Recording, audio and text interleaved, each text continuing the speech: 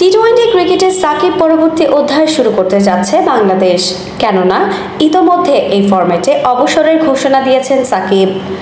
আগামীকাল গোয়ালিয়রে ভারতের বিপক্ষে 3 ম্যাচের টি-20 সিরিজের মাধ্যমে সাকিববিহীন বাংলাদেশের পথ চলা শুরু হবে।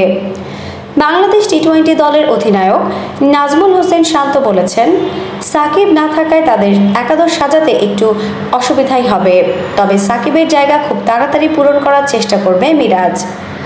সাকিব অবসরে যাওয়ায় একাদশ গঠন করাটা কিছুটা কঠিনই হবে, কেননা সাকিব দলে থাকলে বাড়তি একজন ব্যাটসম্যান কিংবা বোলারকে খেলানোর প্রয়োজন হতো না।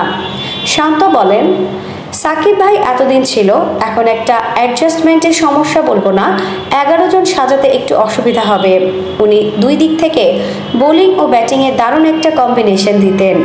মিরাজকে দলে নিয়ে আসা হয়েছে, আশা করি মিরাজ চেষ্টা করবে ওই জায়গাটি খুব তাড়াতাড়ি পূরণ করার।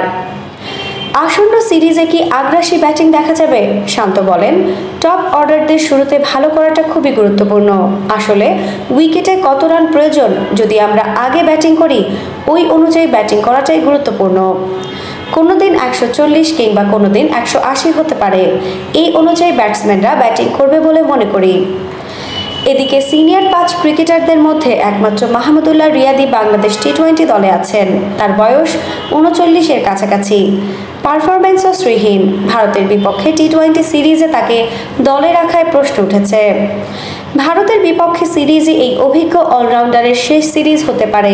এ প্রসঙ্গে শান্ত বলেছেন, রিয়াদ ভাইয়ের ব্যাপারটা অবশ্যই আমি যতটুকু বুঝতে পারি এই সিরিজ তার জন্য খুবই গুরুত্বপূর্ণ এবং হয়তো উনি নির্বাচকের সঙ্গে কথাও বলবেন।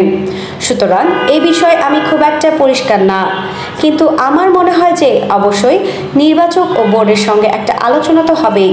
তিনি আরও বলেন, এখন পর্যন্ত এ ব্যাপারে আমরা কোনো আলোচনায় যাইনি, কিন্তু হয়তো সামনের দিকে হবে কিনা এখন এই আলোচনায় যেতেও চাই না, কারণ সিরিজ শুরু হচ্ছে।